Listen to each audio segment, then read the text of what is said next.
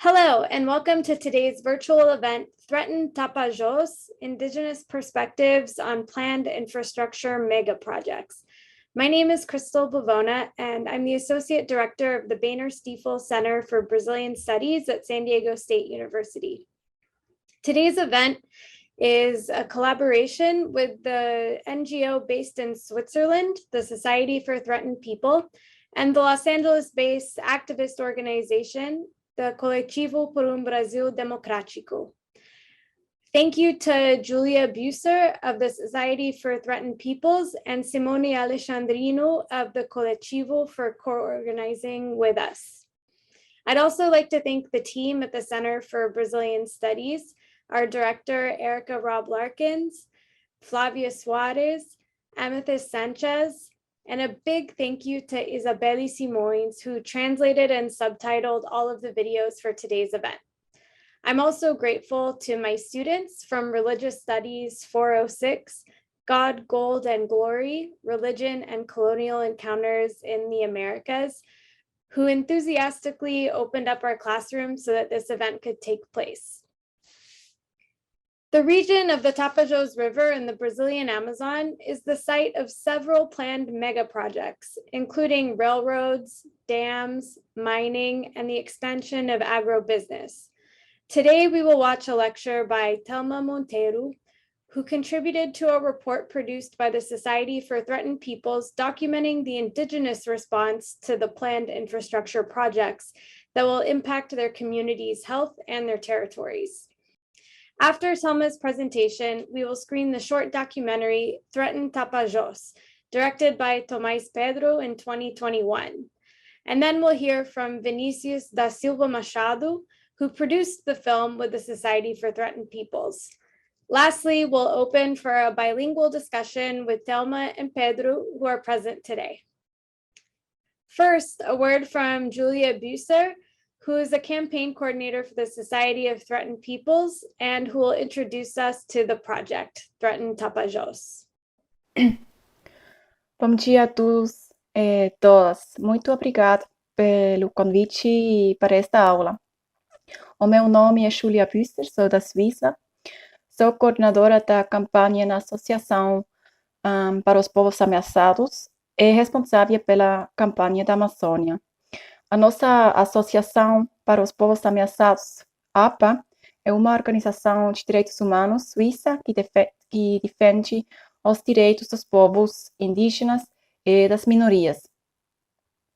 No final de setembro, a APA, juntamente com as organizações indígenas Bariri e CITA, lançamos um relatório e um filme sobre os projetos planejados na Amazônia brasileira, a Ferrogrão, o Complexo Hidrelétrico Tapajós e a hidrovia.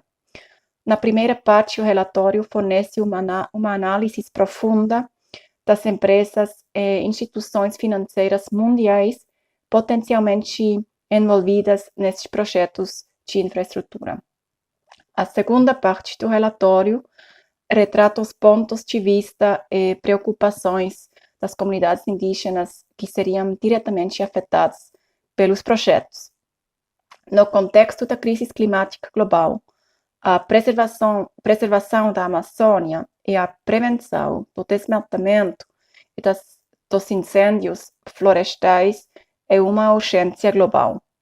Portanto, também deve ser de interesse global quais empresas e instituições financeiras estejam por trás de projetos como a Ferrogrão ou as barragens. Quer as empresas participem da construção ou operação da infraestrutura ou ofereçam projetos financeiros, elas sempre viabilizam direta ou indiretamente projetos destrutivos como a Ferrogrão ou o complexo hidrelétrico.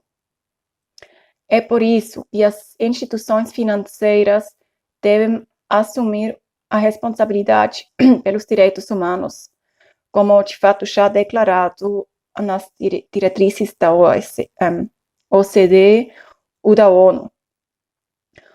O novo relatório e o filme da APA, CITA e Bariri, aponta as instituições financeiras mesmo antes da construção dos projetos, os danos sociais e ambientais irreversíveis que os projetos causarão. Este relatório pretende, portanto, ser um sistema de alerta precoce. Esperamos que discussões como esta agora mesma tenham dado o pontapé de saída. A APA continuará a pressionar as instituições financeiras suíças ou internacionais e seu papel na destruição da Amazônia. E também a APA já tem trabalhado com uma ampla gama de parceiros em todo o mundo. Por isso também esta aula, esta live foi possível. Então, muito obrigado pelo seu interesse. Muito obrigado. Thank you to Julia for sending us her video introduction. She's unable to be here today because of the time difference. Now we will learn more about the historical context and the politics surrounding the mega projects planned for the Tapajós River region from Telma Monteiro. Telma has been a socio-environmental activist since 1996, an investigative journalist and columnist for the newspaper Correio da Cidadania, and she holds a degree in pedagogy. Her blog, telmademonteiro.com, already has 956 articles published on her investigations of environmental licensing processes of infrastructure projects in the legal Amazon. She's the author and co-author of books, chapters, and reports on hydroelectric projects built in the main Amazonian rivers, such as the Madeira River, Xingu, Teles Pires, and Tapajós. Olá, boa noite. Eu sou Telma Monteiro. Estou aqui no Brasil a convite dessa universidade para falar um pouquinho sobre a Amazônia e os projetos de destruição que a ameaçam. Vou traçar a história da exploração da Amazônia de 1879 a 2021. Quero agradecer o convite e espero que estou à disposição para depois da aula, estou à disposição para as questões ou as dúvidas que vocês tiverem. Esta é a Amazônia, América do Sul, Brasil, e aqui está a porção da Amazônia, que, como todos podem perceber, é um pedaço grande da América do Sul e do Brasil. Aqui nós temos em amarelo o limite da Panamazônia, que fazem parte os países que têm limite, fronteira com o Brasil, como Bolívia, Peru, parte do Equador, Colômbia, parte da Venezuela, Guiana, Suriname e Guiana Francesa. Esta é a chamada Panamazônia. Aqui está a Amazônia com os estados, a Amazônia Legal brasileira, que é composta pelos estados do Acre, Rondônia, norte de Mato Grosso, Pará, Amazonas, Roraima, Amapá e parte do estado do Maranhão.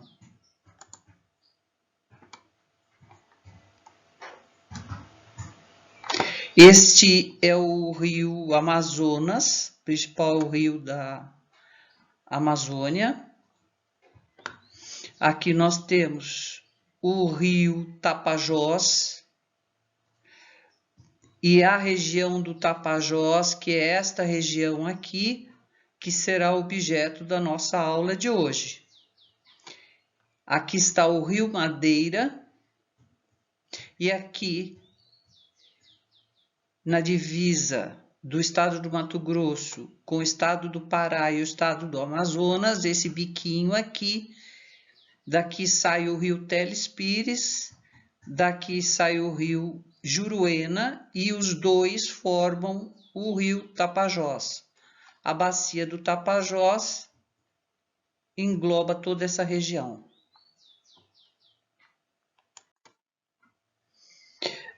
Vamos começar pelo ciclo da borracha, que se estendeu de 1879 a 1912. Cristóvão Colombo, em sua segunda viagem, descobriu a borracha, a existência da borracha.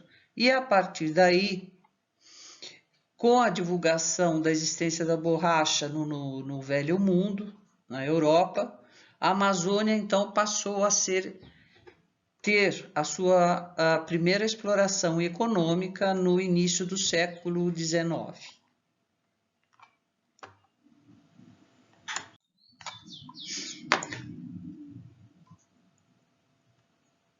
A Ferrovia Madeira-Mamoré foi a segunda fase da exploração da Amazônia. Ela aconteceu a partir de 1907 e tinha como objetivo integrar a Amazônia ao resto do mundo. A Ferrovia Madeira-Mamoré deveria atravessar os estados do Amazonas e Rondônia por inteiro, descendo para a fronteira do estado do Mato Grosso. O objetivo era escoar a produção de borracha brasileira e também da borracha boliviana. Aliás, a ideia de fazer a Ferrovia Madeira-Mamoré foi dos bolivianos. Foram construídos 364 quilômetros da Ferrovia Madeira-Mamoré até 1912.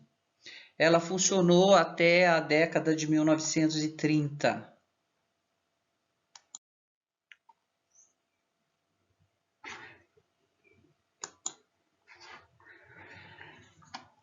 Outra rodovia que implicou na exploração da Amazônia foi a rodovia transamazônica, ou BR-230,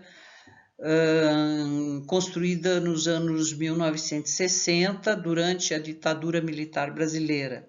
O lema, então, da ditadura militar brasileira era integrar para não entregar.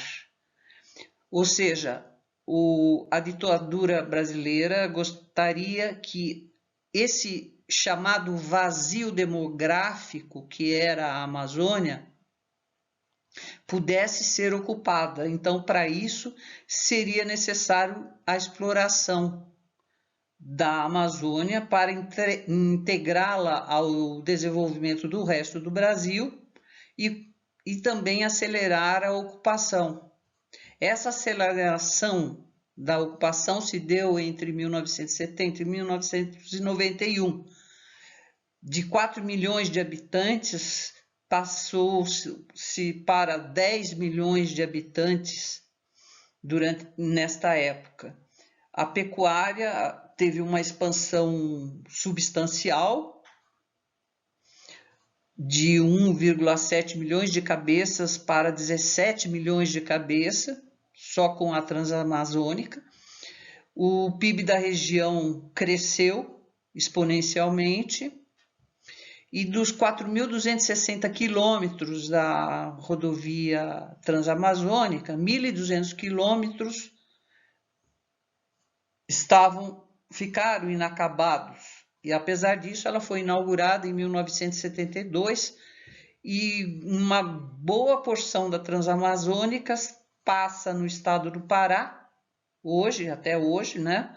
Margeando o rio Tapajós e as terras Munduruku, ainda grande parte nessa região do Pará, do rio Tapajós, sem pavimentação.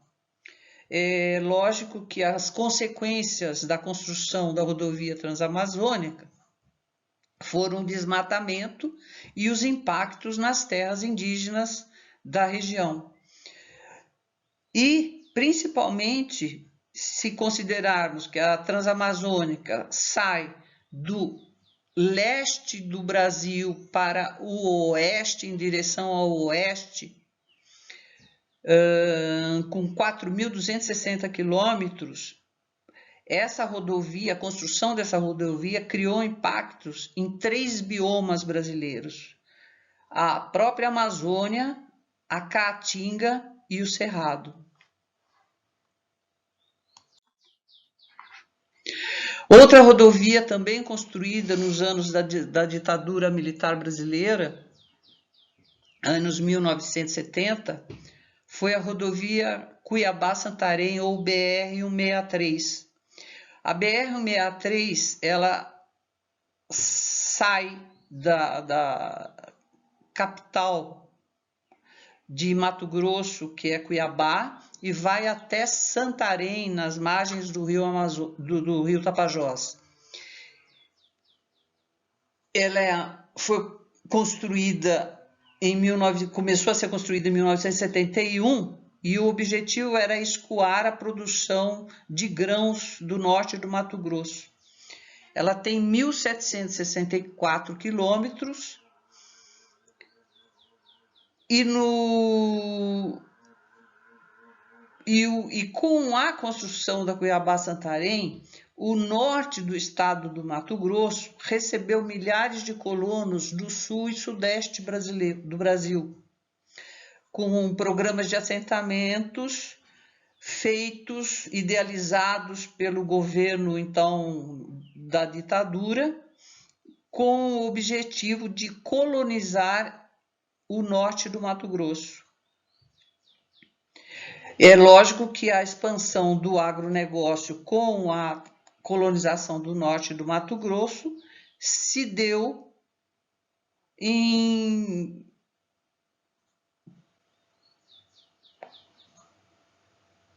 direção à floresta amazônica e propiciou já, a partir daí, mais destruição na floresta amazônica.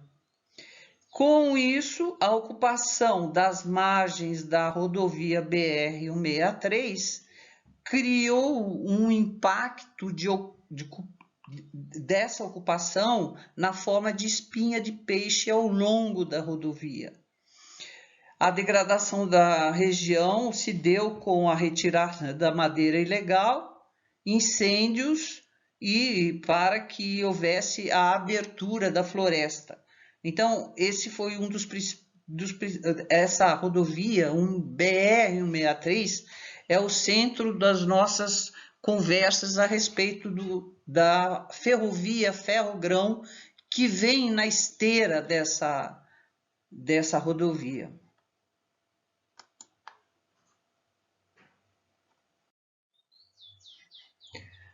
Agora chegamos na Ferrogrão. A Ferrogrão é um projeto de ferrovia idealizado em 2014 e até agora, 2021, ela não saiu do papel devido a vários problemas. Mas a tendência do governo Bolsonaro é tirar a Ferrogrão do papel de qualquer forma, inclusive facilitando daqui para frente e agilizando o processo de concessão da Ferrogrão. A Ferrogrão, vocês podem ver aqui no mapa, ela sai daqui do norte do Mato Grosso e vai até Miritituba, no porto de Miritituba, no rio Tapajós, no Pará. Ela atravessa unidades de conservação, terras indígenas e segue paralela à BR-163.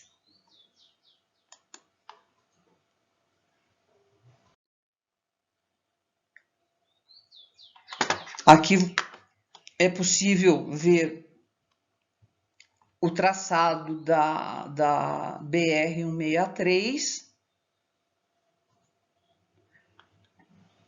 Esta é a divisa do estado do Mato Grosso com o Pará, e a ferrovia Ferrogrão é um trecho que vai da cidade de Sinop, no Mato Grosso, até o porto de Miritituba, no rio Tapajós.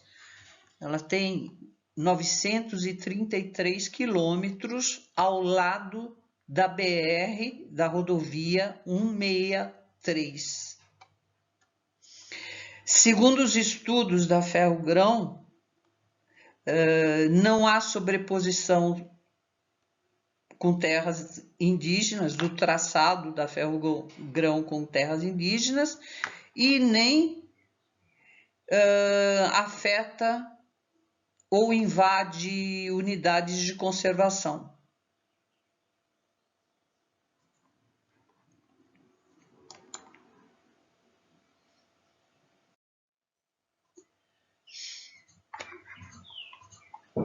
Este é um mapa de localização de uma importante unidade de conservação chamada Parque Nacional do Jamanchim. Aqui ela está em tamanho maior e é possível ver aqui o traçado da Ferrogrão, que passa bem no meio de um dos parques mais importantes da Amazônia. E eu vou explicar por que ele é tão importante, o Parque Nacional do Jamanchim. A ferrovia passa bem no centro do Parque Nacional do Jamanchim, junto com a BR, a rodovia BR 163.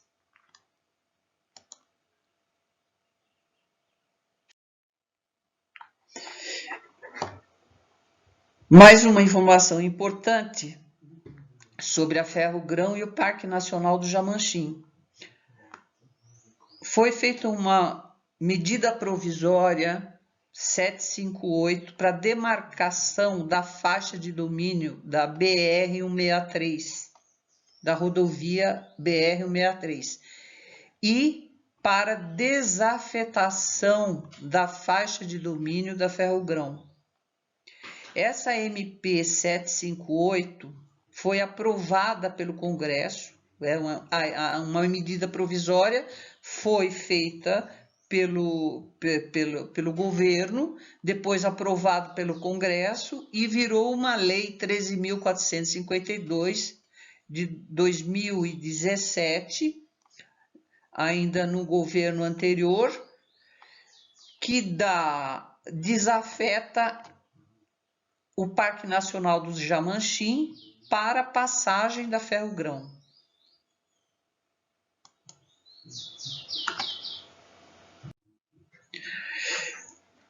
É importante ressaltar que o Parque Nacional do Jamanchim é uma unidade de conservação federal de restrição total.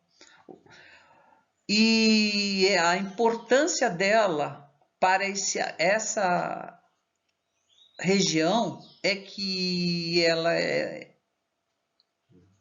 uma unidade corredor que liga dois importantes conjuntos de unidades de conservação, da bacia do Tapajós e da bacia do Rio Xingu.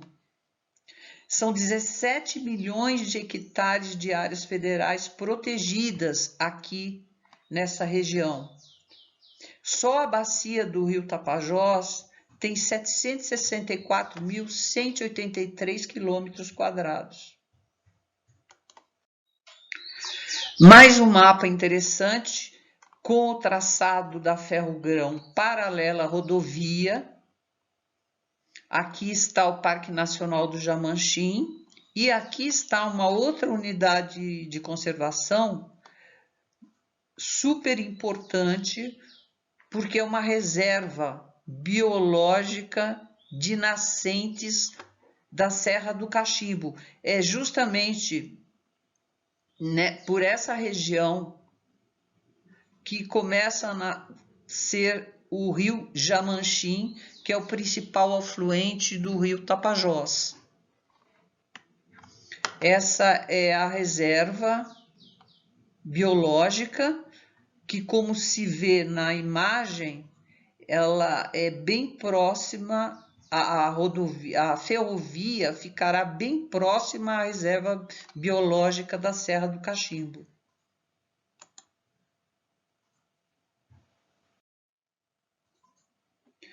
Outra imagem mostra o conjunto de unidades de conservação da região, algumas terras indígenas, a reserva biológica da Serra do Cachimbo está aqui. Aqui está o Parque Nacional do Jamanchim. Mais abaixo, aqui está também a Floresta Nacional do Jamanchim. Nós temos as amarelas, são são terras indígenas, tudo isto aqui são terras indígenas, conjunto de terras indígenas. Em verde nós temos as unidades de conservação federais.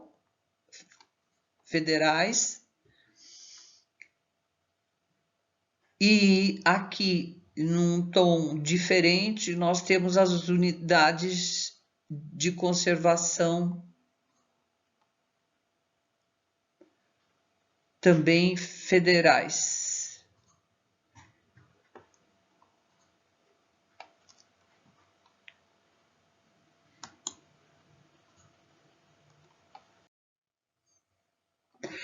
Mais uma imagem também extraída dessa região do Brasil, exatamente, com o traçado da Ferrogrão e da rodovia. E aqui em cima, bem nas margens do rio Tapajós, que está aqui, estão duas terras indígenas, a terra Sauê Maipu e a terra Praia do Mangue. Essas duas terras indígenas, às margens do rio Tapajós, sofrerão diretamente os impactos também da rodovia Ferrogrão. E embora os estudos da Ferrogrão digam que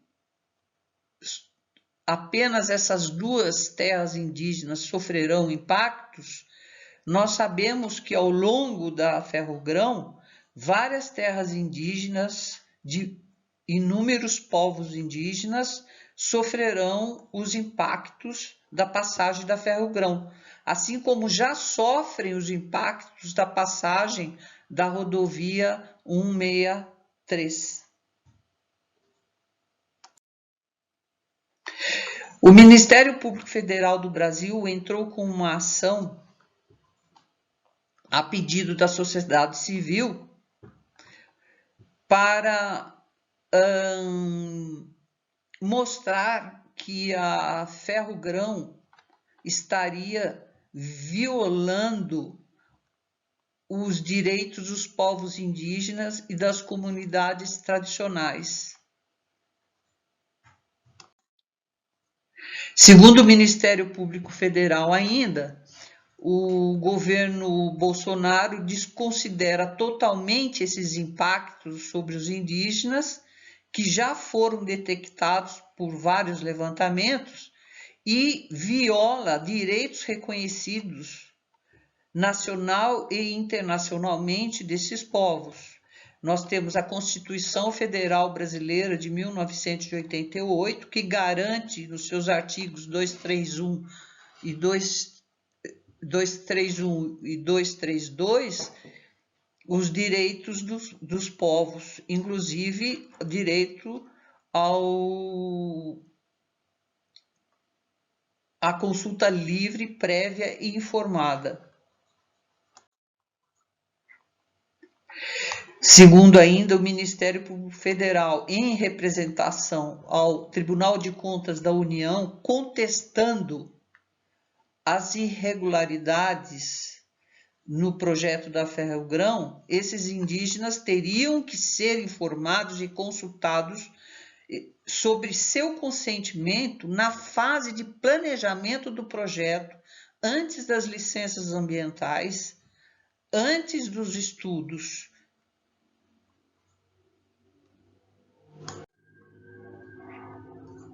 Segundo ainda o Ministério Público Federal, em representação ao Tribunal de Contas da União, a Ferrogrão tem terá potencial impacto sobre 48 territórios de povos indígenas. Na verdade, o governo brasileiro se recusa a consultar esses povos afetados, mesmo tendo recebido 8 pedidos das associações indígenas e 2 recomendações do Ministério Público Federal. E neste caso, eles estão inclusive ferindo a Convenção 69 da Organização Internacional do Trabalho, da qual o Brasil é signatário.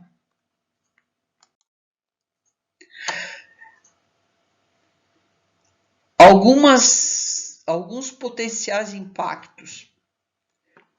Por exemplo, o conjunto de terras do povo Munduruku nas regiões do Médio e Alto Tapajós, as terras dos povos Panará, Kayapó e Kayapó-Mecraquinotirê, no sudoeste do Pará, e ainda 6 terras indígenas no Mato Grosso, incluindo áreas de povos isolados do Parque Indígena do Xingu.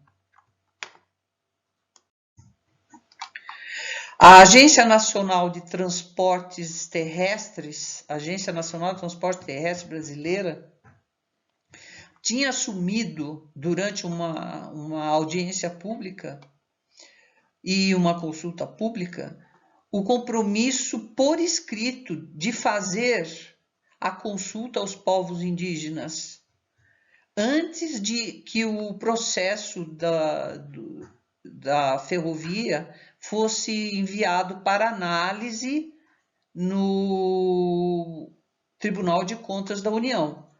No entanto, a Agência Nacional de Transportes Terrestres não cumpriu a promessa feita e remeteu o processo da Ferrogrão, do projeto da Ferrogrão, para o Tribunal de Contas da União aprovar, sem que os indígenas tivessem sido consultados.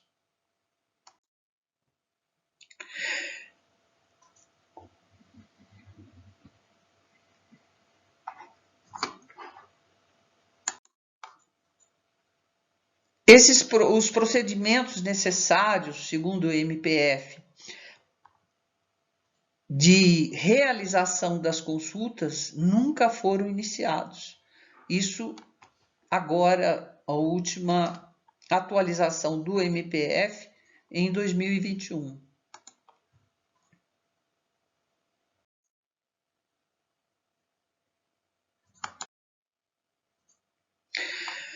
Aqui eu queria dar um exemplo dos impactos que podem se abater sobre a região onde está prevista a construção da Ferrogrão.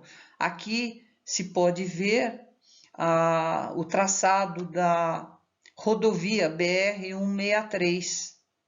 E quando a rodovia foi idealizada, começou a construção, e começaram a construí-la, havia um conjunto de aldeias indígenas nesta região aqui.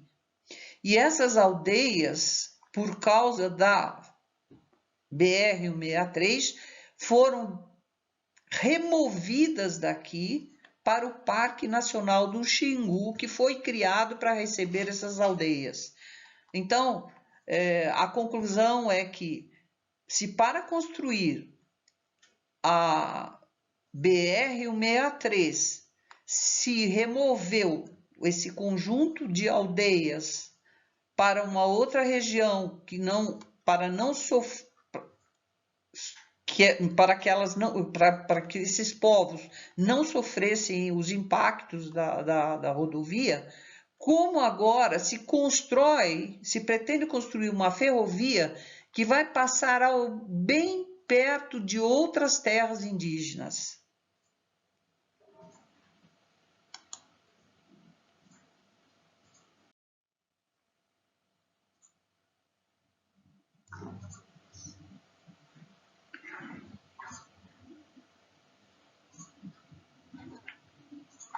É possível ver aqui a proporção da região que sofrerá impactos em relação à região, ao mapa do Brasil aqui. Essa terra TI Panará é esse pedacinho vermelho que se pode ver nessa região de impacto da ferrogrão.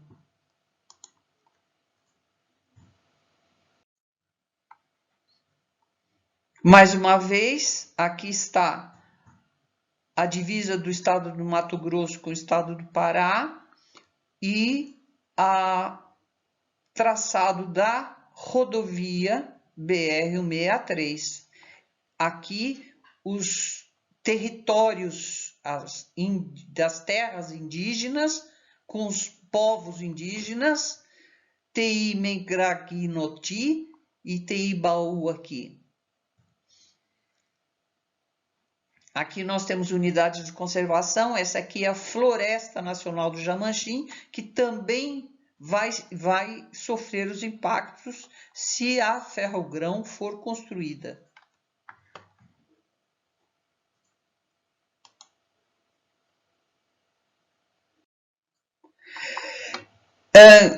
Esse slide mostra um exemplo da evolução do desmatamento em torno de terras indígenas, neste caso dessas duas terras indígenas, terra indígena Baú e terra indígena Mengraguinoti, desde 2000 até 2018.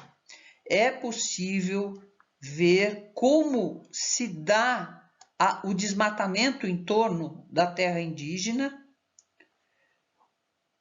Depois de 8 anos, o aumento desse desmatamento com a influência da rodovia que passa por aqui.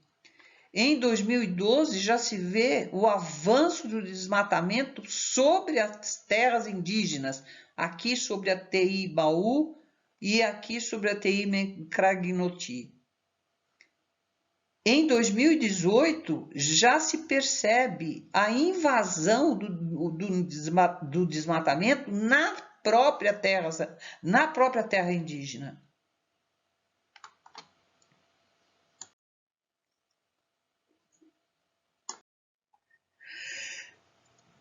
O governo brasileiro tentou um memorando de entendimento pelo Ministério da Infraestrutura Brasileira com a Climate Bonds Initiative, certificação de projetos e operações financeiras verdes, em setembro de 2019. Isso é uma tentativa de greenwashing.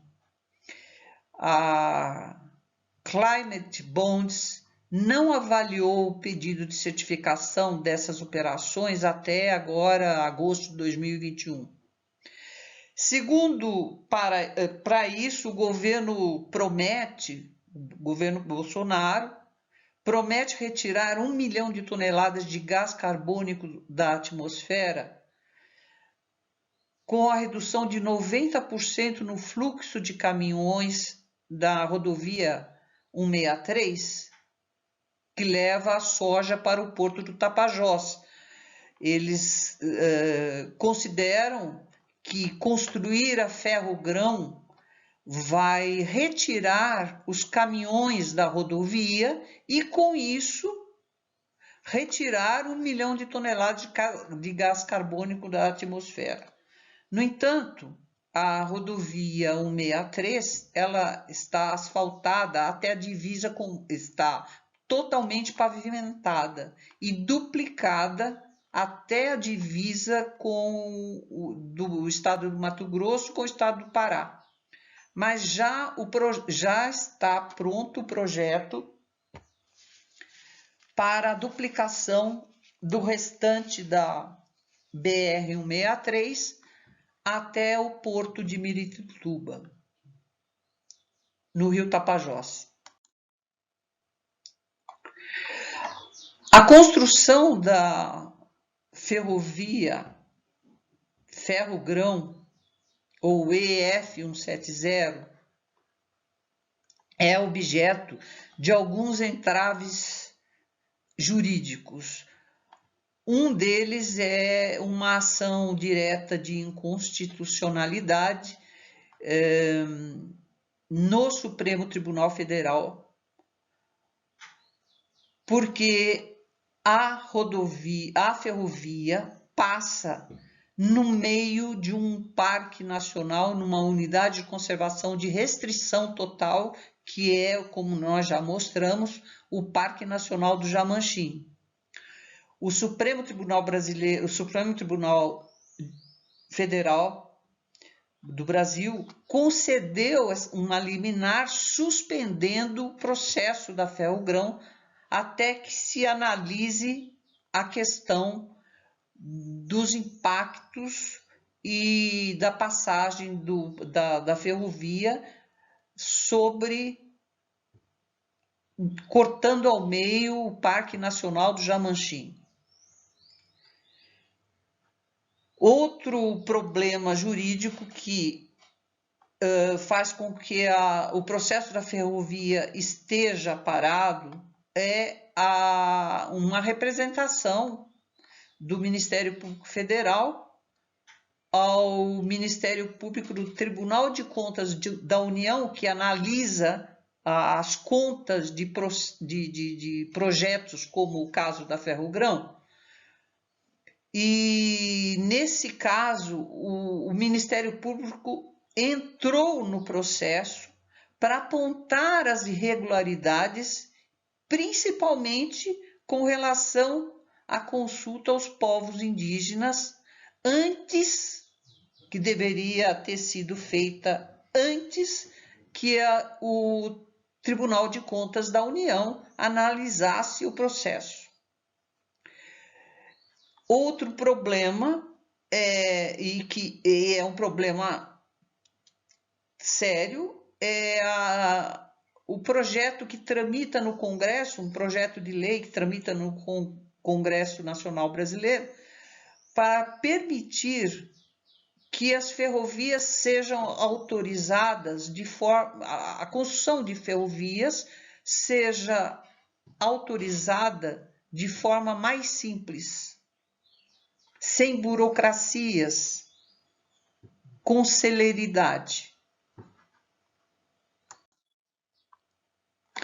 Essa tentativa dessa medida provisória do governo Bolsonaro é um novo marco legal do transporte ferroviário. E é lógico que existe riscos seríssimos de simplificação dessa concessão da Ferrogrão, porque vai facilitar a aprovação da autorização da construção da ferrovia, não através de licitação, mas através de concessão. A concessão é uma forma mais rápida de conceder aos investidores ou às empresas a licença para construir a ferrovia, como acontece hoje em aeroportos no Brasil. E com isso, a ferrovia vai propiciar não só o maior transporte de grãos do norte do Mato Grosso, mas aí vai uma conclusão que cheguei na análise de inúmeros documentos do processo e dos processos correlatos de mineração na região, que o objetivo da construção da Ferrogrão também é fazer o transporte de minério que será explorado ao longo do traçado da ferrovia.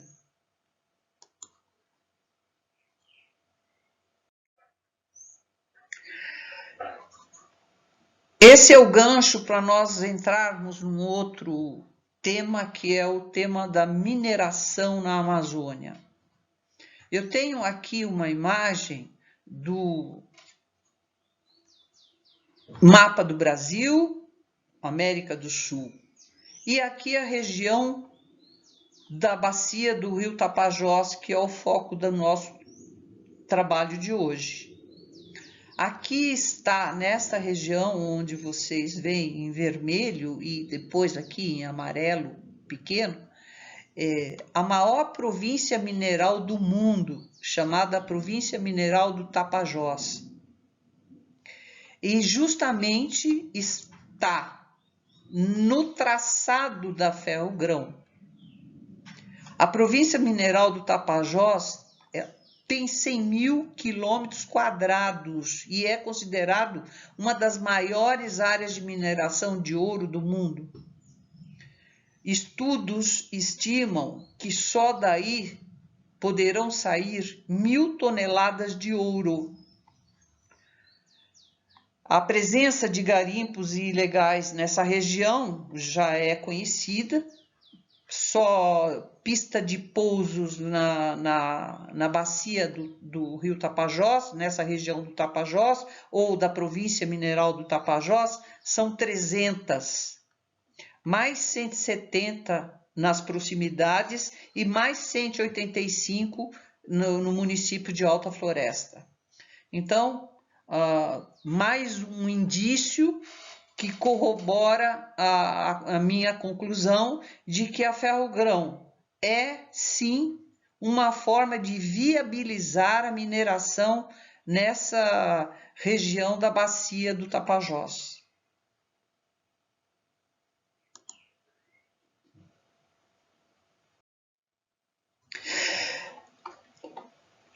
Novamente, uma imagem da Amazônia, com as rodovias, se vê aqui a Transamazônica, e esse mosaico todo são unidades de conservação em verde, terras indígenas em rosa, e aqui em azul são processos minerários, são vários quadradinhos, cada quadradinho, infelizmente não dá para eu ampliar essa imagem, mas são milhares de quadradinhos no entorno de terras indígenas, aqui a terra indígena, aqui a terra indígena Munduruku, aqui nós temos o Parque Nacional do Jamanchim, aqui embaixo a Floresta Nacional do Jamanchim, outras unidades de conservação e os processos minerários no entorno de todas essas áreas de restrição que nós estamos vendo nesse mosaico. Mais acima também, acima do rio Amazonas e do rio Tapajós, aqui o rio Tapajós,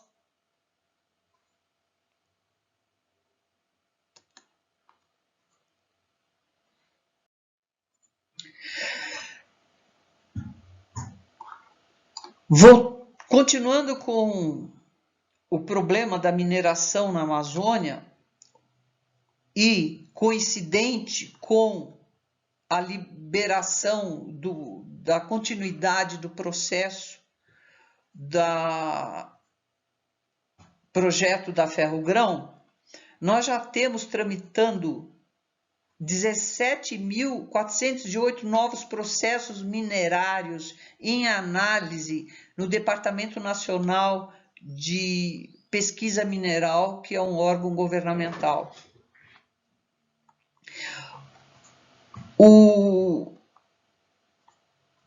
PDAC do Canadá realizou 3 eventos de mineração com o Brasil.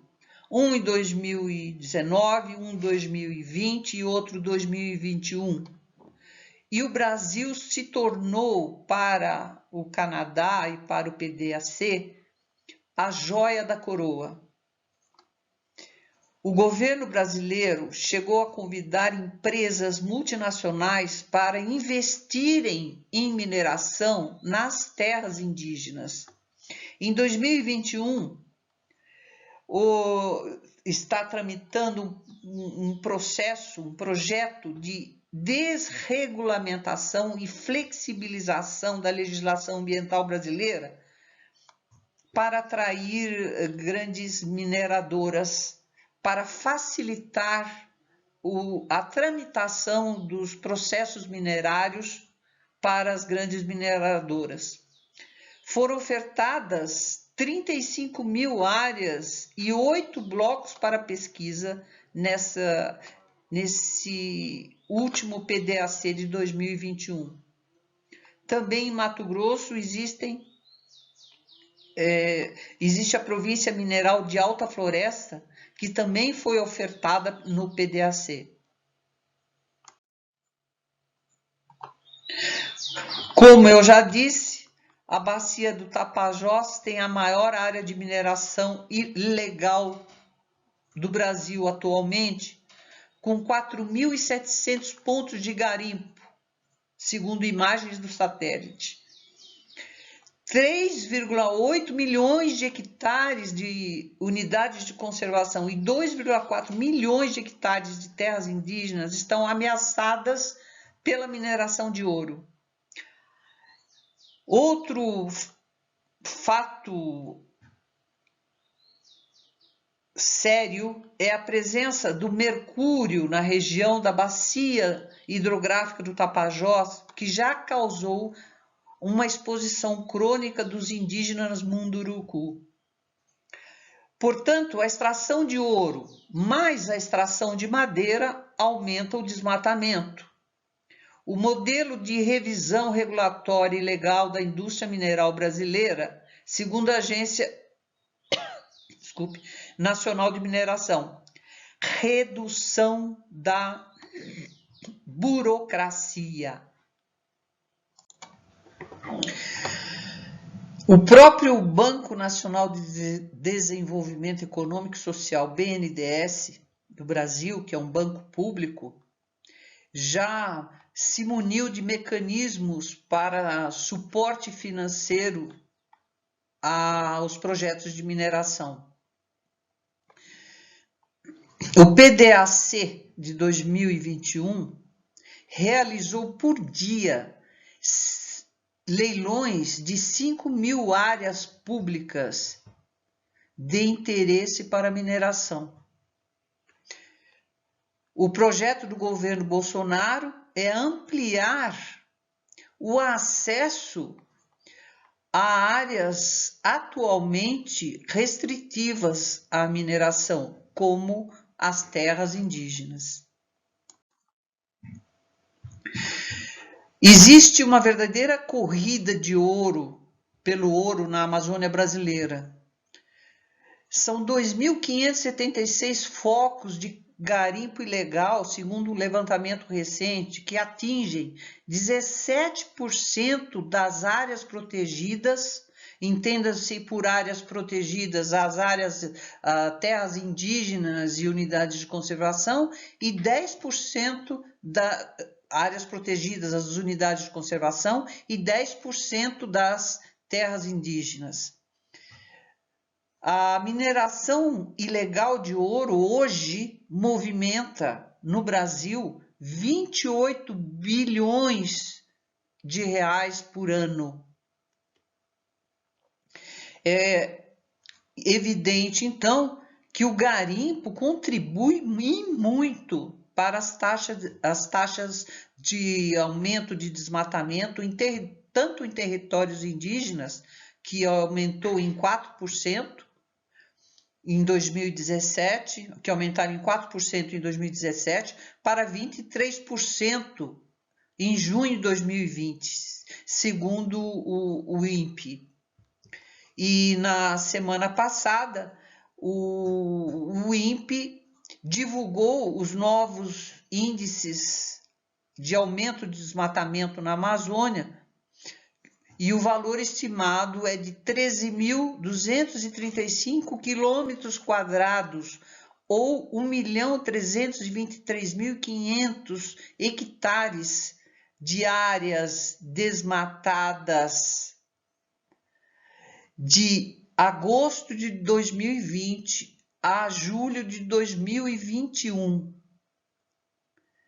Ou seja, um aumento de 21,97% em relação a 2020, segundo ainda o INPE.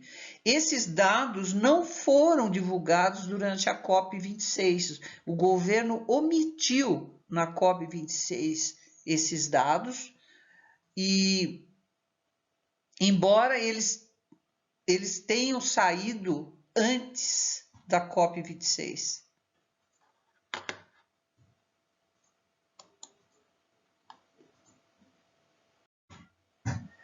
Aqui eu mostro um mapa do INPE também, da área desse desmatamento,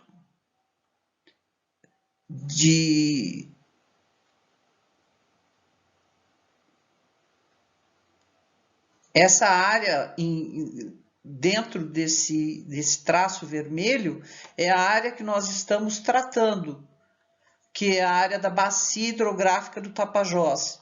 E aqui, no estado norte do estado do Mato Grosso, é onde se deu o aumento também do desmatamento com a ampliação das áreas de cultivo de soja, arroz e milho.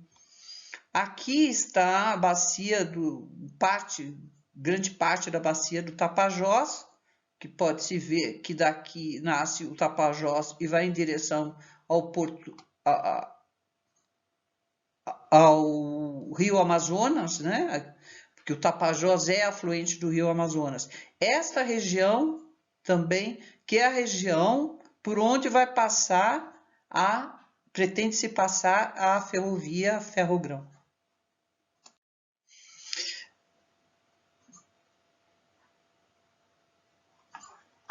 Está tramitando no Congresso Nacional uma revisão do Código de Mineração.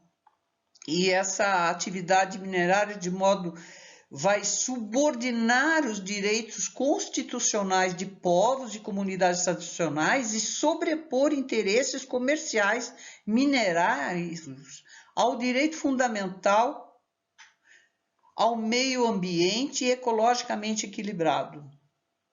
Na verdade, o Estado vai ter diminuído o seu poder regulador e vai transferir esse poder para o setor privado. Isso é um decreto de lei 227, que já tramita há muito tempo no Senado e agora está sendo acelerado.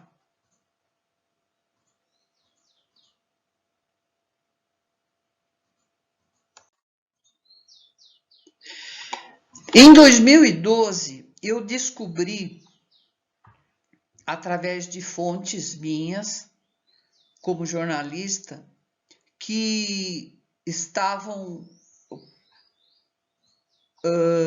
preparando um projeto de mineração de ouro na Volta Grande do Xingu, perto da já recém-construída hidrelétrica de Belo Monte, em meio ao final da construção ou da construção da hidrelétrica de Belo Monte no Rio Xingu. E eu escrevi um artigo chamado Belo Monte é a forma de viabilizar definitivamente a mineração em terras indígenas. Sim, porque Belo Monte foi assim o fio condutor dessa mineradora para adquirir áreas na mesma região da hidrelétrica de Belo Monte, que estava sofrendo os impactos de construção.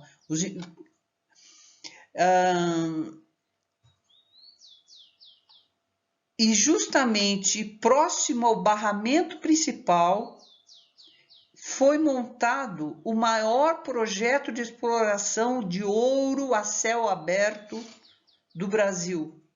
O projeto Volta Grande é um projeto da canadense Belo Sun Mining e data de junho de 2012, aqui no Brasil. Eles adquiriram áreas ao longo da Volta Grande do Xingu, áreas próximas a terras indígenas, para lavrar ouro a céu aberto. E nessa região também há a presença de indígenas em isolamento voluntário. Na região do Rio Xingu e Bacajá, e já está descrita essa presença de indígenas isolados desde a década de 1970.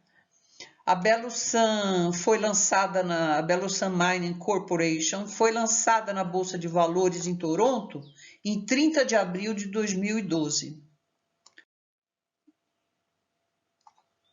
Para quem quiser detalhes mais a respeito da Belo Sun Mining, é só acessar o link do meu artigo escrito em 2012, e é como se eu tivesse tido uma visão do que aconteceria com a Amazônia no futuro, já com a aprovação da mineração no rio, na Volta Grande do Xingu, no barramento da usina hidrelétrica de Belo Monte. Por hoje é só, estou à disposição para as questões e eu agradeço a atenção de todos. Obrigada. Thelma, thank you for that excellent and thorough presentation. Muito obrigada. I look forward to discussing your research further in the Q&A portion of today's event. Next, we will watch the short documentary Tapajós Ameaçado, or Threatened Tapajós, directed by Tomás Pedro. Tomás is here today and available to discuss the film with us during the Q&A. Tomás Pedro is a documentary filmmaker, professor, and researcher. A director and photographer in the audiovisual market, Pedro directed the short documentaries Tião Paineira from 2012, Ociba Kangamuke from 2016, Terminal 3 from 2017, and Sururá, A Fight for the Tupinamba Land in 2017, which were shown in different festivals in Brazil and abroad. His films have been recognized at the Sesc Film Festival, Festival Visões Periféricas, among others. 3 of Tomás's short films, including Threatened Tapajós, will be available for free on demand on our SDSU Brazilian Film Series website starting Friday, and they'll be available for the month of December. So you could tell anybody who couldn't make it today that they can watch his films there. And they would also be able to access a recording of this event on the virtual lectures page of the Digital Brazil Project, which is digitalbrazilproject.com. Immediately following the film, we'll hear from one of the producers and researchers who contributed to the Society for Threatened Peoples report on the Tapajós, Vinicius da Silva Machado, who holds a master's in anthropology and a law degree from the Universidade Federal do Pará. He's a researcher at the Society for Threatened Peoples and is a member of the Brazilian Anthropological Association. He coordinates the northern section of the Instituto de Pesquisa, Direitos e Movimentos Sociais and is a legal advisor for the Conselho Indigenista Missionário. Let's watch together.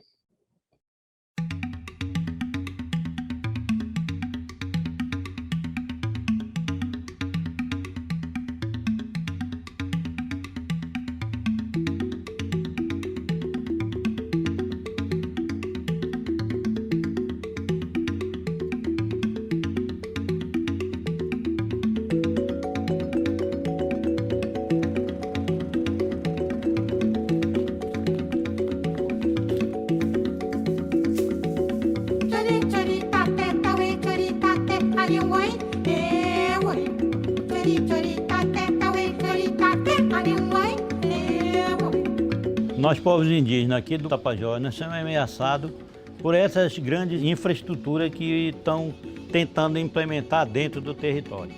Essa região do oeste do Pará é o foco de todo e qualquer grande empreendimento. Porque nosso território aqui do Tapajós está todo mapeado para o agronegócio. Ferrogrão, portos, mineração, usina hidrelétrica, hidrovia. Vários projetos para o Tapajós, que vai ser transportados para a Ásia, né, para a Europa, né, para os Estados Unidos. E esse banco que financia esses projetos das hidrelétricas, da ferrovia, da hidrovia, elas também matam. E ela mata muito. A soja, que é o que mais desmata com a pecuária no Brasil, é para alimentar porco na China. O que pesa nessa balança, a vida de um porco ou a vida de um indígena? A vida de um ser humano que vive aqui na Amazônia, né? Então, para nós, esses projetos é um projeto de morte do governo. Porque desenvolvimento para nós é nós ter água limpa, nós ter a floresta em pé, mas eles não estão se importando com a população que vive aqui. Esses projetos grandes, a gente vai perder tudo, a cultura, a língua, o nosso costume. Eu não sei como é que a futura geração vai sobreviver daqui a um tempo.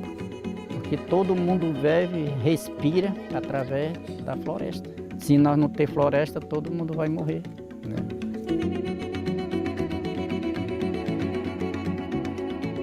A gente não pode abaixar a cabeça, a gente tem que levantar e dizer assim, olha, nós estamos aqui sim, nós estamos bem aqui e nós vamos falar.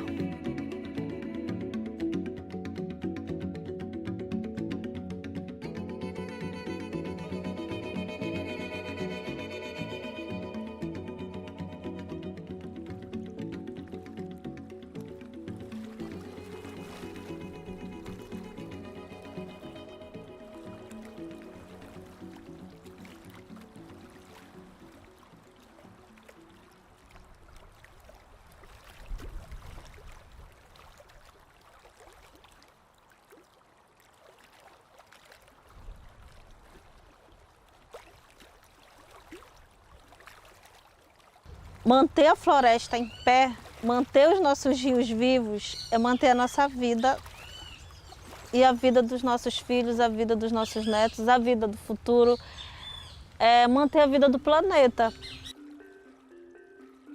Porque a gente defende a floresta, a natureza, é porque dali nós tiramos a construção da nossa casa, tiramos a medicina tradicional, dali que nós tiramos a fonte de alimento. A natureza é o nosso açougue.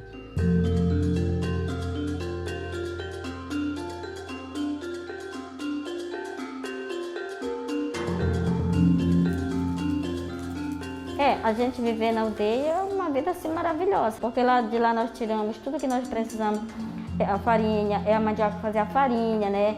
Nossos peixes que a gente tira do nosso rio na hora para fazer nosso almoço, né?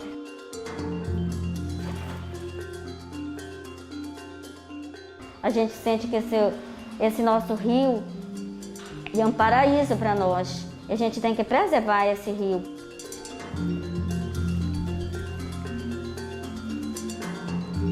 Que ama tanto a natureza que a gente tem uma floresta que tem caças, tem até a onça, tem o catitu, tem o veado, tem o tatu, tem a cutia, tem a paca, tem macaco. Tudo isso tem aqui na nossa mata, né?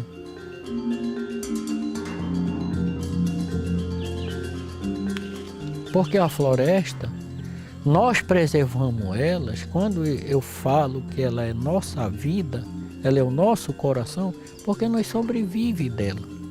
E nós precisamos de tudo o que ainda resta dentro desse território, nós precisamos permanecer com ele vivo. Nós precisamos ter uma floresta viva, uma Amazônia viva.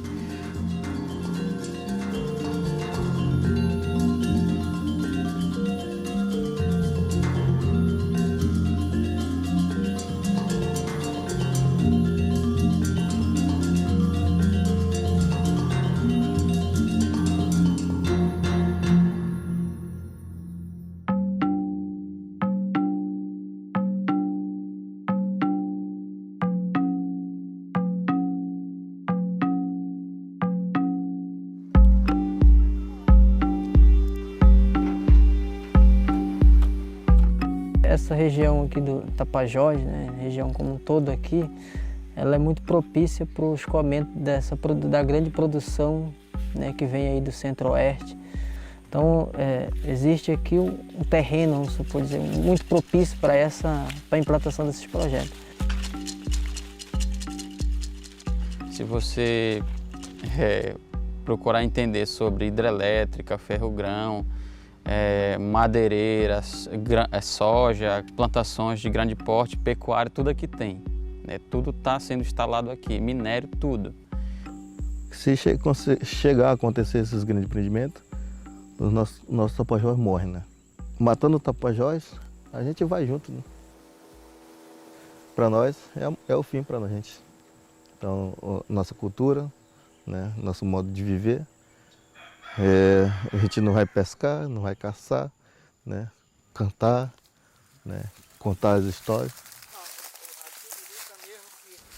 Esses projetos, eles só vão trazer a morte do nosso velhinho, dos nossos filhos, dos nossos netos, dos nossos teterenetos, porque nós não vamos ter mais de que sobreviver.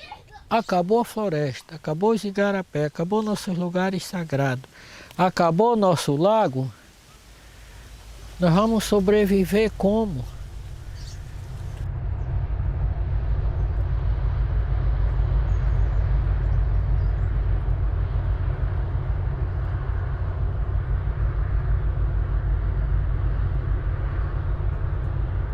A hidrovia é para exportar tanto a madeira quanto os grãos, né? A soja. Ali eles vão cavar, vão meter uma draga lá dentro do rio para entrar os grandes navios, vai matar o nosso rio porque a água vai sujar. A questão da hidrovia. Eles querem abrir o rio, que é para aumentar a produção do agronegócio, né? Para do escoamento do agronegócio, para exportar para os países da Europa.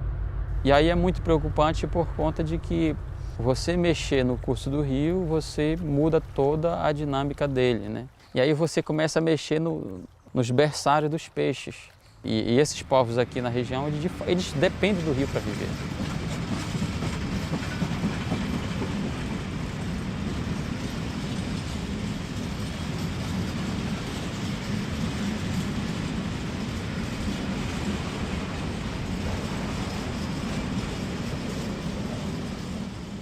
Aqui na nossa aldeia, o projeto do ferro-grão, ele é bastante problemático para nós. Por quê? Ele vai abrir estrada para que sejam colocados os trilhos para o trem vir para cá. E um impacto de invasão também que vai entrar para o território. A gente sabe que não vai ficar só a linha ali. Quem quer plantar soja, quem quer produzir soja, com certeza vai entrar muita gente para dentro do território.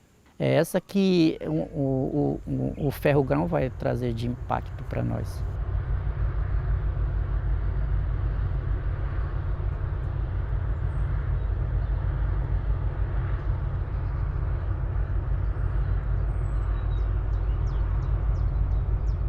A gente já vem sofrendo muito tempo, né, com o impacto do garimpo, porque o garimpo que traz essa doença para nós, né, que é o mercúrio. Quem come o mercúrio é o peixe, né? Então, através do peixe, a gente se contamina. Todas as pessoas da nossa aldeia estão contaminadas com mercúrio. A Fiocruz, ela fez um estudo aqui na aldeia, né, uma pesquisa do mercúrio, né? Eles colheram, né, o cabelo de cada um daqui da aldeia, né? E eles colheram o sangue das duas crianças que acabaram perdendo vida antes de sair o resultado, né? E antes de completar 1 ano de idade, eles acabaram perdendo a vida, né? Porque não resistiram às consequências do mercúrio no sangue, né? E isso foi um choque para nós, né? Essas duas crianças, eles faleceram sem saber do que eles morreram, né? Aí, depois que a gente ficou sabendo a real, né, de mercúrio, a gente tem muito medo, assim, que eles falaram que hoje em dia quem mais é afetado é a mulher grávida, né? Até porque eu estou grávida, né? Aí a gente vem assim enfrentando esse medo.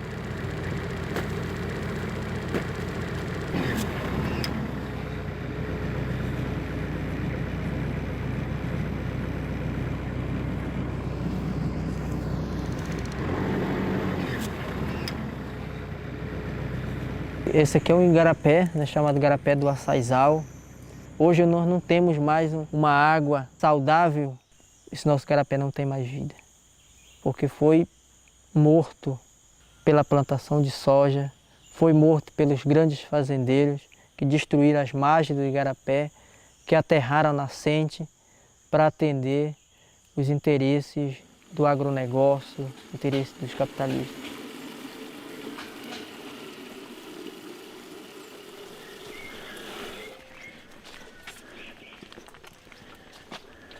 Trabalho na agricultura familiar, com vários tipos de fruta, né? É laranja, é manga, é pupunha, aqui tá as pupunheiras, com as ervas medicinal que nós temos aqui. E hoje a gente está sofrendo as consequências por causa do desmatamento e a gente não produz como a gente produzia antigamente. Para cá é o nosso sítio de planta, né? É o nosso sítio de planta. E aqui a gente já se depara com o plantio do agronegócio aqui, ó. Que a vista dá, ó. Onde era a nossa nascente aí, onde minava água para todo lado. Agora modo de desmatamento, modo de agronegócio, modo de plantio de soja, secou já aí a nossa nascente. As plantas morrem tudo. Né, modo de sequidão, e antigamente não, isso tudo era mata. Na hora que eles começam a plantar soja, é veneno toda semana na soja. E o que nós produz não dá mais como antigamente, porque por causa do veneno que eles colocam. É aqui que nós vivemos, aqui é o nosso lugar, aqui é a nossa terra. Essa aqui é a mãe terra nossa, nós chamamos para ela de mãe terra. É dela que nós sobrevivemos, está tudo sendo acabado, né? Pelo agronegócio. Quem acaba com a floresta é o maquinário, é os tratores. Botam uma corrente num trator, outra noutra e sai derrubando a mata. E ali estaca fogo naquilo, destruindo toda aquela vegetação, é madeira de lei, é tudo, queima tudo. Dá vontade até de chorar quando a gente vê aquelas balsas, 2, 3 balsas assim, com centenas de toras de madeira. Como isso pode ser legal, né, a gente fala. Tem dia que passa 3, 4 balsas dessas, cheias de madeira. Para lá, para onde estão tirando essa madeira, vai ficar um só deserto. Vai ficar um matagal sem vida. De tanto pensar como está ficando esses locais, as lágrimas estão descendo. Porque está vendo a natureza sendo destruída, sem recuperação, sem permissão. É na força, que vai ser dos nossos descendentes. O que eles vão ver.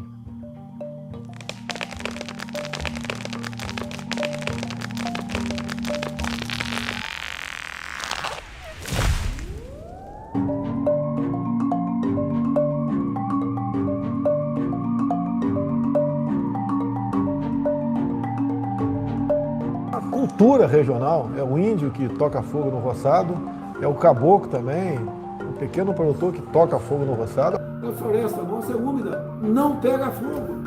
Nós vamos desmarcar a raposa Serra do Sol, vamos dar fuzil com porte de arma para todos os fazendeiros. Não vai ter 1 centímetro demarcado para reserva indígena ou para quilombola. Já nos pronunciamentos de campanha do governo Bolsonaro, ele já declarava ódio aos povos indígenas. Só do fato dele dizer que não marcaria 1 centímetro de terra indígena, já era algo para agradar o público que não gosta da gente. Desde quando ele entrou na presidência,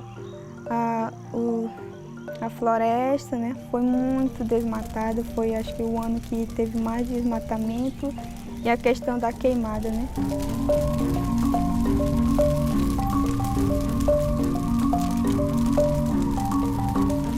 E naquela reunião ministerial que o ministro Salles fala passar boiada, de fato.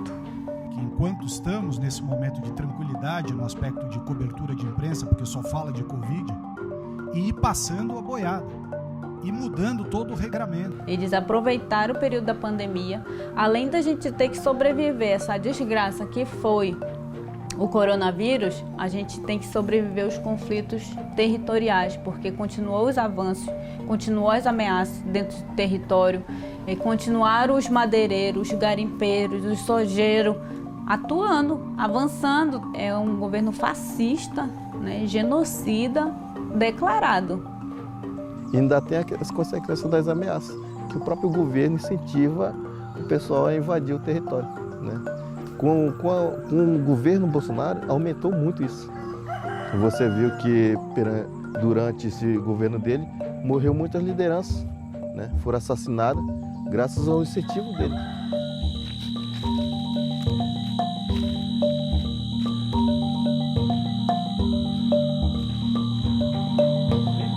As ameaças de morte, né, elas fazem parte cotidianamente da nossa vida.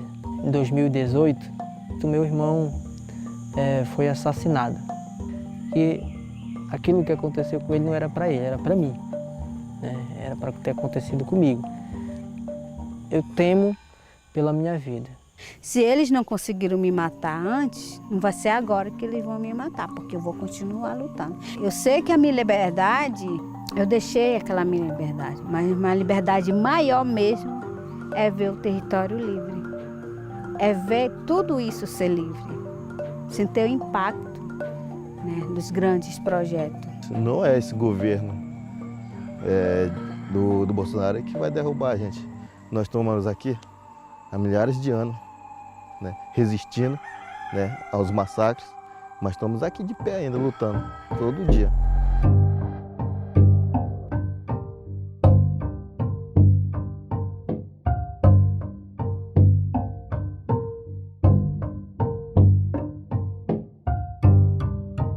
O interesse que a gente fala do Bolsonaro, ele está comercializando a Amazônia, mas porque a China está comprando, porque a Europa está comprando, os Estados Unidos estão negociando, fazendo esse negócio. Então, vocês são culpados, os países internacionais são culpados por essa violência.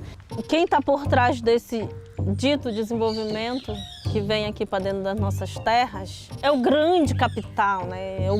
São os grandes ricos do mundo, né? Que acham que vão comprar mansões em outro planeta depois que acabar esse e vão para lá.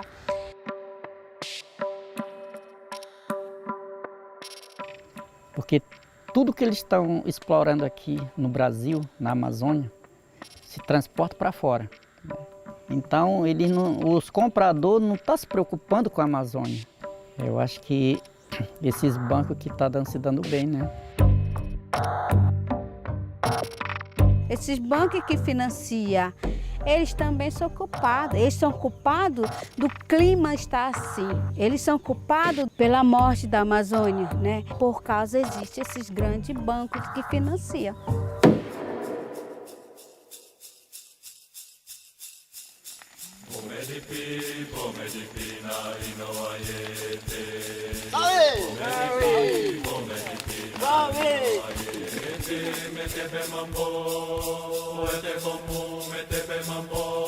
Como é que a gente consegue parar esses projetos, né, que só trazem destruição para a Amazônia, que só trazem prejuízo para esses povos, né?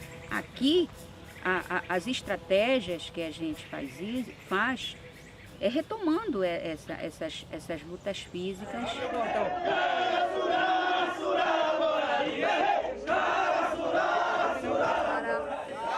Nesse momento que o povo está organizado, aí ele vai para o enfrentamento, porque precisa ter esse enfrentamento em relação ao Estado, para a gente garantir a nossa existência, o nosso direito, a nossa espiritualidade, né? Mineração e o Bunga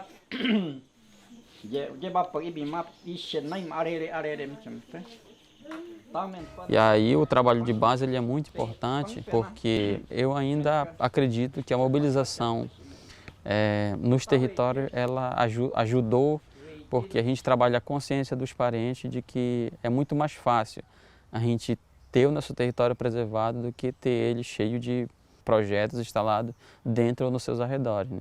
E uma das coisas que tem ajudado muito também nesse trabalho de conscientização é a comunicação.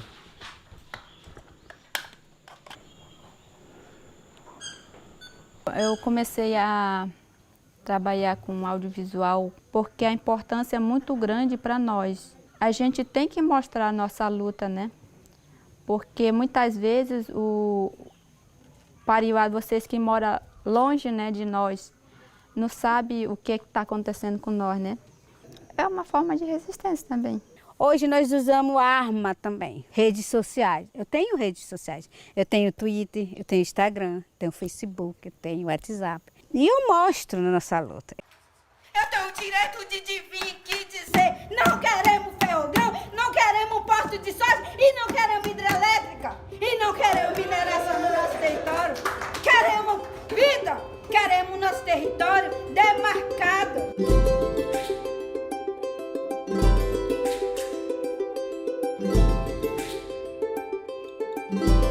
Hoje a luta do movimento indígena nacional, ela tem tido mais a cara das mulheres. E a gente está nesse processo de fortalecimento do território, defesa do território, com a construção do protocolo de consulta, com o processo de autodemarcação. A Casa dos Povos Indígenas não é só um prédio. A Casa dos Indígenas é um espaço, um território imenso, né? Cada pedaço do território é importante porque muitas vezes é mãe dos peixes que mora ali, muitas vezes é a caça que está ali, muitas vezes tem planta que cura. Tudo isso é questão do território, né? A gente fala que o território é muito sagrado da gente. Por esses motivos a gente defende a floresta em pé. E que nada mais a gente está lutando pela sobrevivência da vida, por continuidade do povo, para manutenção da vida do território, do rio, da floresta, do lago, do igarapé, dos encantados, dos nossos sítios arqueológicos. E um território preservado é muito oxigênio para o mundo. A nossa luta é primeiro pela demarcação, né? E para tentar preservar esse território para o futuro. A gente pede uma demarcação para o governo para demarcar para isso, né? Porque a gente não luta só pela vida do povo munduruku e nem também só pelo futuro dos povos indígenas do Brasil. A gente luta pela vida de cada um que mora no Brasil e afora, né? Porque não é só o Brasil que depende da Amazônia, ela é o pulmão do mundo, né?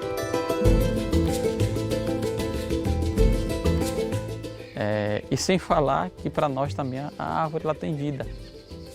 Ela tem um espírito que protege os animais, o espírito que nos protege, o espírito que fornece o ar para nós. Porque para nós, como o Tapajós, o Tapajós ele é sagrado, né? Então a gente tem o dever de proteger todo o Tapajós.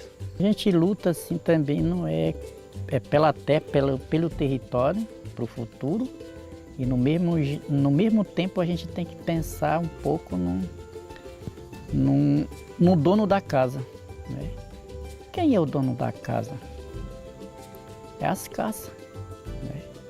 Os animais que vivem no mato são as pessoas que eram munduruku, né? Eram os munduruku. Os peixes eram munduruku, as caças, os porcos eram munduruku. Então eles vivem junto com a gente também. Se a gente está preservando um território, a gente está preservando para eles também, né? Isso a gente fala assim, a gente tem que resistir. Porque se a gente resistir 520 anos, por que a gente não pode resistir mais do que isso? E a gente vai continuar lutando.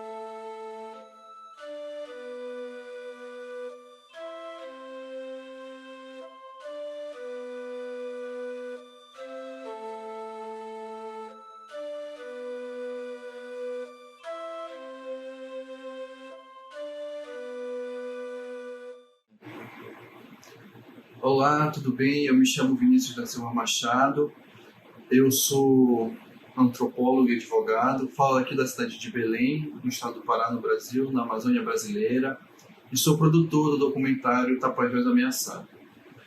Esse filme teve como objetivo recolher informações e apresentar para o mundo o que vem sendo pensado para a região da bacia do rio Tapajós, aqui na Amazônia. Foram entrevistadas 25 lideranças indígenas de diversos povos, tanto do Baixo Tapajós como do Médio Tapajós, homens, mulheres de diversas idades, para conseguir perceber e entender quais são os projetos que estão sendo pensados. Em específico, a gente trabalhou sobre a questão das hidrelétricas, a questão da ferrogrão e a questão da hidrovia. O campo se dividiu em 2 momentos. Primeiro, a gente realizou um trabalho específico com o Baixo Tapajós, onde reunimos as lideranças daquele local, trabalhando com a cidade sede Santarém. Inicialmente, nós tínhamos a ideia de falar com as pessoas na cidade de Santarém, que tem maior trânsito, maior fluxo, porque foi no momento da pandemia. Então, isso nos permitiria uma segurança maior, ao invés de ir às aldeias. Entretanto, quando chegamos para fazer o campo, os caciques nos convidaram para ir às aldeias para ver em loco o que estava acontecendo, o que estava sendo feito. Avanço da soja, avanço de madeireiras naquela região, como o ministro do Meio Ambiente, naquele momento, o ministro Salles, tinha dito, passar boiada, isso estava acontecendo e ainda continua acontecendo nesse atual governo. Nós conseguimos observar isso e transmitir isso no vídeo, que vocês tiveram a oportunidade de assistir, e eles passam por sérias dificuldades em relação a esses projetos e esses avanços. O segundo campo que nós tivemos foi na cidade de Itaituba. Também lá nós fomos convidados a estar na aldeia, nós fomos na aldeia do Grupo Soremaibã, onde conversamos com as lideranças indígenas e falaram. E lá a situação é muito mais agravada, pois o garimpo ilegal, a extração de ouro ilegal, derrama mercúrio nos rios e resíduos tóxicos químicos que os povos indígenas estão absorvendo. O Instituto de Pesquisa Fiocruz aqui do Brasil tinha realizado um levantamento e divulgou naquele período uma pesquisa falando que todos os peixes estavam contaminados de mercúrio e os povos daquela região também estavam, as pessoas estavam contaminadas de mercúrio. Então também isso é um agravante, e isso a gente tentou colocar dentro do vídeo de uma forma que as pessoas pudessem compreender o que vem acontecendo na Amazônia, compreender o que vem acontecendo com os povos indígenas e principalmente apresentar a perspectiva dos povos indígenas sobre as consequências caso esses grandes projetos de infraestrutura venham a ser implementados naquela região. Eles apresentam as violações de direitos humanos que acontecem e que podem acontecer com esses grandes projetos. Vide Belo Monte, que aconteceu no Rio Xingu e que causou grandes problemas para os povos naquela região, ou mesmo a usina hidrelétrica de Tucuruí, que foi construída na época do governo ditatorial militar brasileiro, que também acarretou uma série de prejuízos para os povos indígenas naquele território.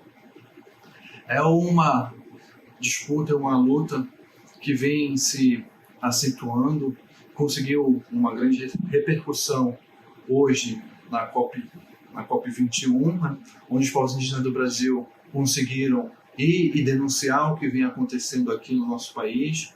E eu espero que vocês tenham a sensibilidade e a oportunidade de se defrontar com essas ideias e conhecer um pouco o que vem acontecendo aqui na Amazônia, a nossa realidade. Agradeço pelo espaço, pelo momento, e espero que vocês possam ter um excelente debate e até breve.